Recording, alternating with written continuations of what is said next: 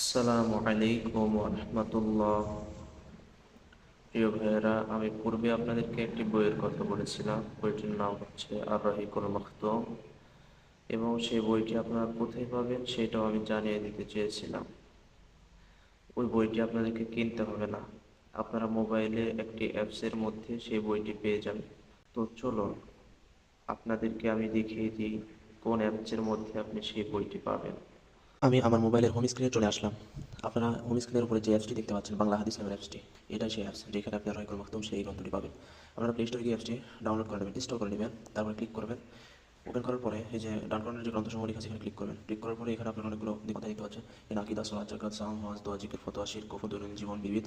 তারপরে সেই যে জীবনীয় ইতিহাস, এই যে আপনারা দেখতে পাচ্ছেন জীবনীয় ইতিহাস, এটাতে ক্লিক করবেন। এবং এই যে এখানে 2 নম্বরে দেখতে পাচ্ছেন আর রহিকুল মাখতুম কিতাবটি, এখানে আপনারা ক্লিক করবেন। তারপর রাসূলুল্লাহ সাল্লাল্লাহু আলাইহি ওয়াসাল্লামের সম্পূর্ণ জীবনী আপনি দেখতে পাবেন এখানে। আপনি অল্প অল্প করে পড়বেন ইনশাআল্লাহ।